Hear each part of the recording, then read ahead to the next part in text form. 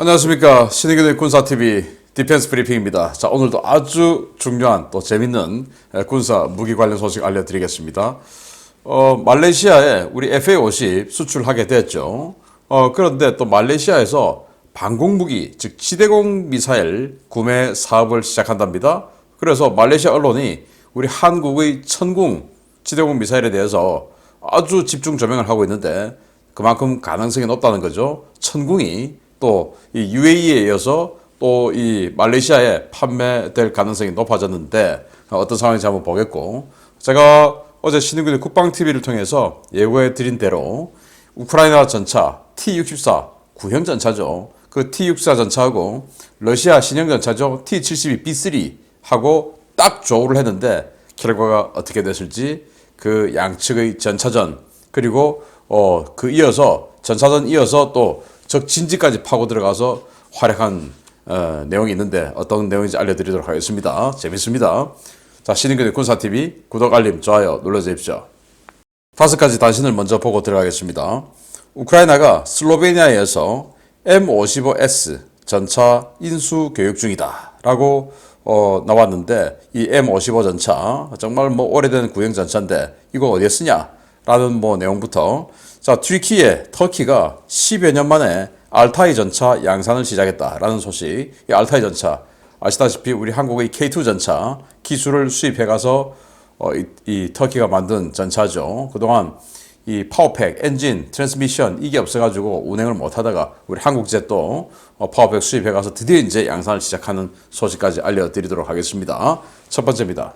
슬로베니아가 자국산 M55S 전차를 우크라이나에 기증하겠다고 밝힌 가운데, 우크라이나 전차병들이 슬로베니아에서 M55S 전차로 훈련하고 있는 모습이 처음으로 공개되었습니다. 우크라이나는 M55S를 전차가 아닌 화력 지원 차량으로 운용한다고 하는데, 러시아군 주력 전차가 T-62로 다운그레이드된 상황이어서 일선 전차 투입도 고려해볼 만할 것 같습니다. 미국이 우크라이나에 공급하기로 한 250대의 M1117 가디언 장갑차가 루마니아에 도착해 철도편으로 우크라이나로 반입되기 시작했다는 소식입니다. 이 장갑차를 운용할 승무원들은 이미 교육을 마친 상태인데, 이번 동계 대공세 때 이 장갑차가 투입될지 여부에 관심이 쏠리고 있습니다. 영국이 14대를 운용 중인 C-130J 슈퍼 허큘리스가 내년부터 조기 퇴역할 예정인 가운데, 그리스 공군이 이 물량을 구매하겠다고 영국 측에 구매 의향서를 발송했다는 소식입니다. 영국은 아직 기량이 충분히 남아있는 C-130J-30 13대와 C-130J 1대 등 14대를 조기 퇴역시키고 A400M 수송기 22대만으로 수송기 전력을 재편할 예정인데, 과연 그리스가 영국의 C-130 물량을 모두 가져올 수 있을지 주목됩니다.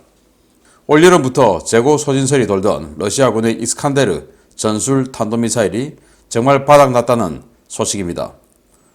영국 국방부가 러시아의 이스칸데르 미사일 재고 소진 소식을 전하면서, 러시아가 최근 이란 탄도미사일에 매달리는 이유가 바로 이 때문이라고 밝혔습니다.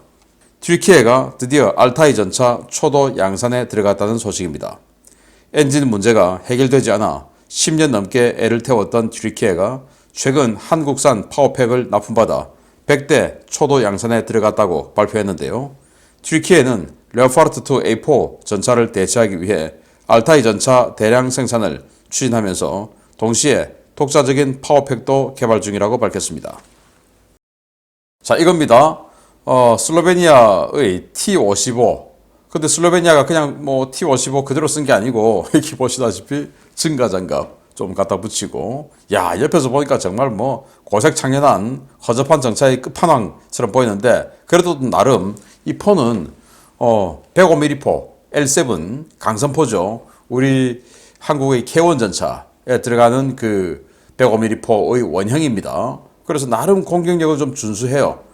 그런데 이거 가지고 전차전을 한다든지 기동전을 펼친다든지 할 수는 없겠죠. 그래서 우크라이나는 이걸 받아가서 총 28대인데 보병 부대의 화력 지원용으로, 그래서 보병 앞에 쫙 가서 적의 예봉을 격파하고 하는 그 용도가 아니라, 돌격하는 용도가 아니라 보병들 뒤에서 화력 지원해주는, 참호 깨주고 기관총 조합 깨주고 이런 거 그런 용도로 쓰겠다라는 건데 그런 용도라면 뭐 준수하다 못해 넘치죠. 참 어쨌든 이렇게 오래된 전차 이런 거 갖다 쓰는데 슬로베니아는 이거 이제 처리를 하니까 전차 사야죠. 우리 K2 전차. 다음 자 미국이 M1127 장갑차 250대 주는데요. 이번에는 폴란드를 통해서 들어가는 게 아니고 지금 루마니아를 통해서 이렇게 들어가고 있습니다. 기차에 실려 가고 있는 모습이 보이는데 사륜 차륜형 장갑차예요. 전면 방어력이 M랩보다는 더 강하고 해서 나름 좀 쓸모 있을 겁니다. 이거 250대나 가기 때문에 이 M랩 엄청나게 많이 준 그 M랩하고 해서 이 동계 기동전에서 요긴하게 써서 그 러시아군의 진지를 무너뜨리는데 큰 역할을 해주기 바랍니다.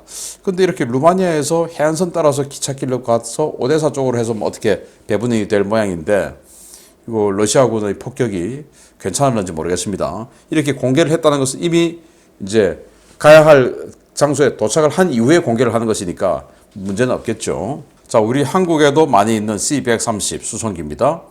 이 C-130 수송기 중에서 J 모델의 다시 30 이게 이제 장축형입니다.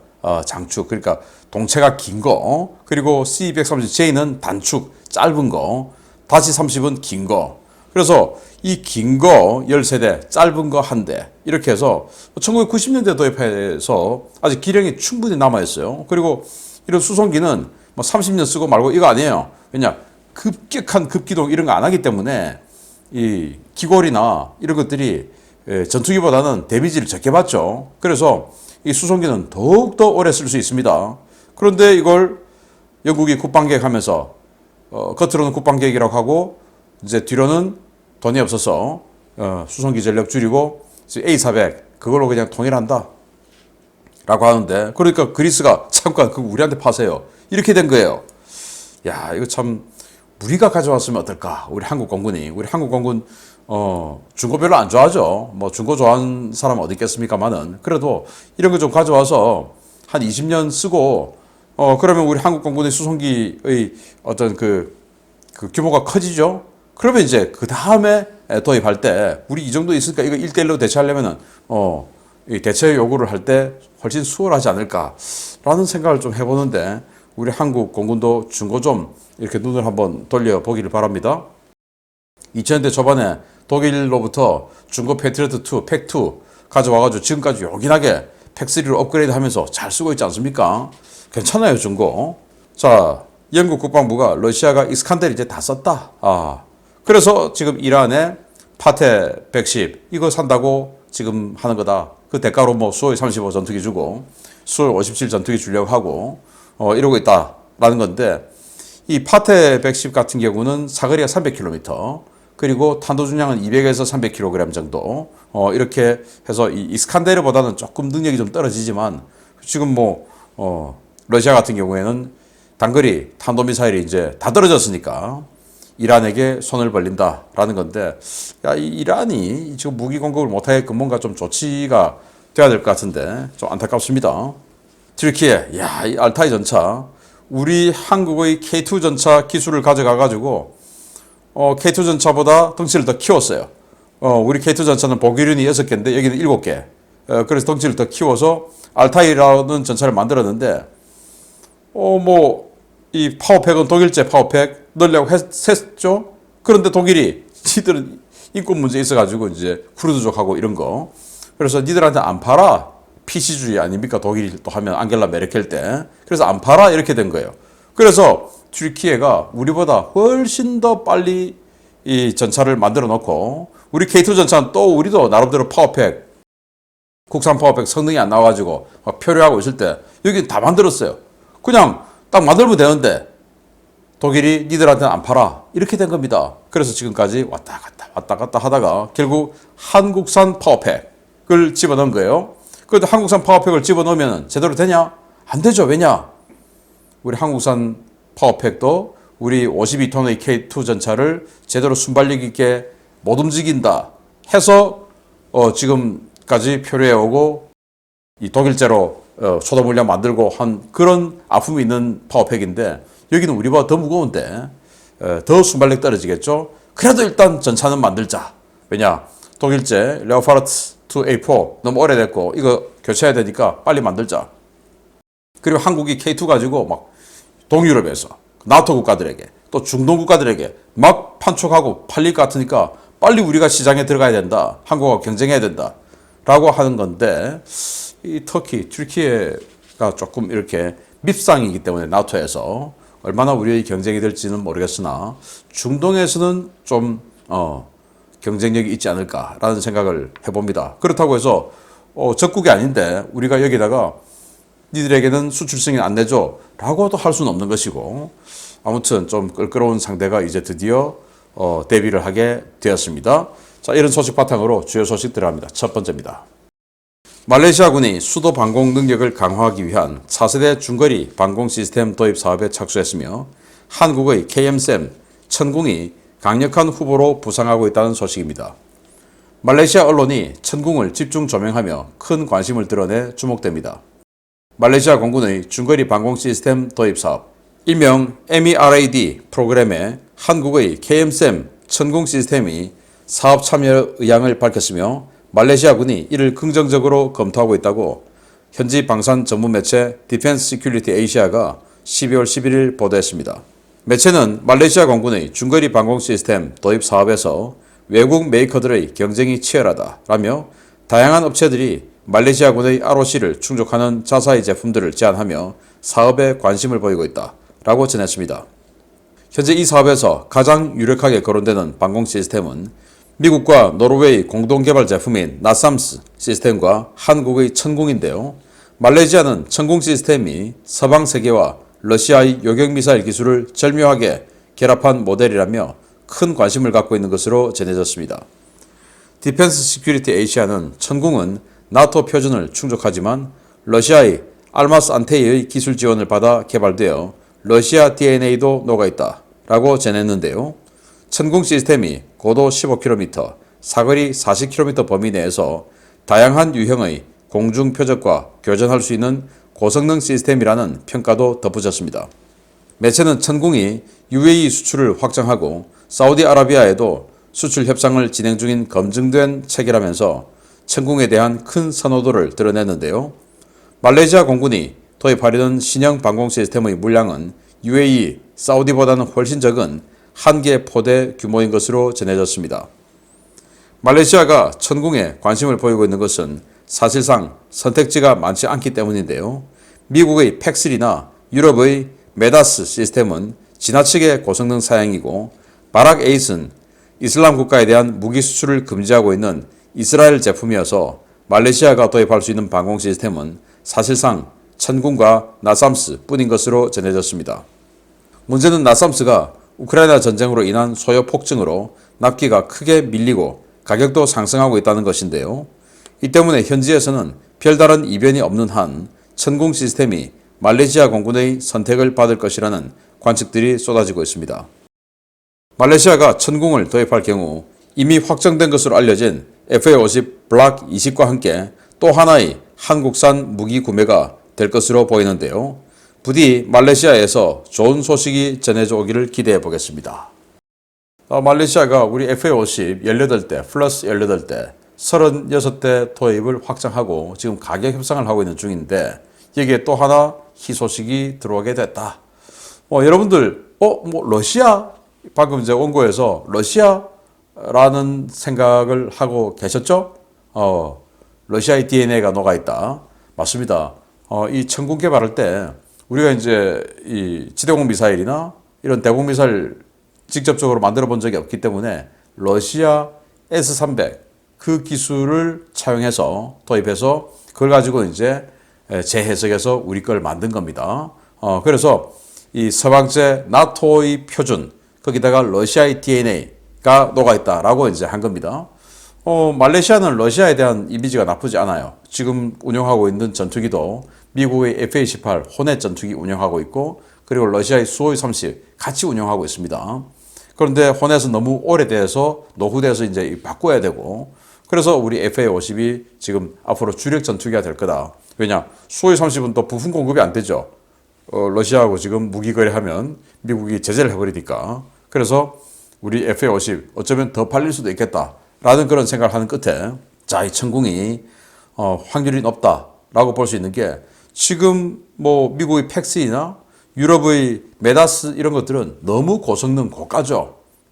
그래서 여기서 필요한 건 탄도미사일을 요격하는 그런 팩슬이나 미다스 이런 것들이 필요한 게 아니고 항공기를 요격하고 격추할 수 있는 이 정도 수준이다 라고 하면 결국은 이제 미국의 나삼스나 우리 한국의 천공 이 정도 수준인데 나삼스는 지금 뭐 우크라이나에 어마어마하게 지금 탄을 집어넣고 있죠. 그래서 쿠웨이트, 카타르, 오만 이런 데 지금 팔리고 있는 나삼스까지도 지금 우크라이나에 주고 있는 상황이기 때문에 여기 뭐 계약해봐야 언제 들어오겠습니까? 그래서 나삼스보다는 천궁이 가능성이 높다라는 건데 K방산 계속 승승장구하기를 바랍니다. 이게 이제 거의 뭐 승률 높다라는 소식도 들어오면 또 알려드리도록 하겠습니다. 두 번째 재밌는 소식입니다. T-72B3 전차는 러시아가 T-14 프로젝트 좌절 이후 전차전력 현대화 사업에서 양적 주력 전차로 선언한 러시아군의 최신의 보급형 주력 전차인데요. 2013년부터 양산된 이 신형 전차가 1980년대 중반에 생산된 우크라이나군의 구형 전차와의 정면 승부에서 일방적으로 박살났다는 소식입니다. 아무래도 러시아군은 무기 그 자체보다 사람이 문제인 것 같습니다. 우크라이나군과 러시아군의 공방전이 치열하게 벌어지고 있는 동부전선 스바토베 인근의 한 마을에서 우크라이나군 T-64BV 전차와 러시아군 T-72B3 전차가 근거리에서 조우해 전투를 벌였으며 전투는 단 몇 초 만에 우크라이나군의 싱거운 승리로 끝났다고 우크라이나군 동부작전사령부가 현지 시각 12월 12일 관련 영상을 공개했습니다. 전투는 지난 주말 스바토베 북쪽의 노보셀리비스케 마을에서 벌어졌는데요. 보병과 장갑차 엄호 없이 혼자 진격하던 러시아군의 T-72B3 전차는 오랜 전투로 인해 초토화된 노보셀리비스케 마을에 진입하던 중에 우크라이나의 T-64BV 전차 2대와 마주쳤습니다. 교전 당시 양측의 거리는 300m가 채 되지 않았는데요. 러시아군 전차는 우크라이나 전차 2대가 이 거리까지 접근하는 동안 눈치채지 못하고 있다가 우크라이나 전차의 선제 사격을 받아 일격에 파괴됐습니다. 우크라이나 전차들은 불타는 러시아 전차에 포탄을 한 발 더 쏴서 포탑을 날려버렸는데요. 양측 전차가 조우하고 러시아 전차가 파괴되기까지 걸린 시간은 30초가 채 걸리지 않았습니다. 러시아군 T-72B3 전차는 전면 장갑 기준 운동 에너지탄 410mm, 화학 에너지탄 500mm의 방어력을 갖고 있고 여기에 콘탁트5 폭발 반응 장갑이 장착되어 있어 운동 에너지탄 250mm, 화학 에너지탄 600mm의 추가 방어력을 발휘해 이론상 최대 600mm 정도밖에 관통할 수 없는 우크라이나군의 모든 전차 포탄을 막아낼 수 있다고 홍보하고 있습니다. 그러나 우크라이나군은 구형 운동 에너지탄을 사용하고도 단 한 발에 러시아 전차를 불덩이로 만들어 버렸는데요. 불덩이가 된 러시아 전차를 확인하고 또 한 발을 발사해 러시아 전차의 포탑을 날려버렸습니다. 노보셀리브스케에서 러시아군 전차를 파괴한 우크라이나군 전차들은 그대로 진격해 인근 야지에 매복하고 있던 러시아군 T-72B3 전차 4대를 추가로 격파했는데요. 우크라이나군은 우크라이나군 전차의 공격에 포탑이 날아가는 영상을 공유하며 러시아 장병들 중에 날고 싶었지만 파일럿의 꿈을 이루지 못한 자들은 전차병에 지원해서 날아라 라며 조롱하는 코멘트를 달았습니다. 카탈로그 데이터에서 앞서지만 실전에서 밀리는 러시아군 전차들의 졸전은 거의 모든 전선에서 보고되고 있는데요. 아무래도 러시아군의 진짜 문제는 무기체계 그 자체가 아니라 사람인 것 같습니다. 야, 이거 보세요. 이 전차는 우크라이나의 T-64 BV 전차.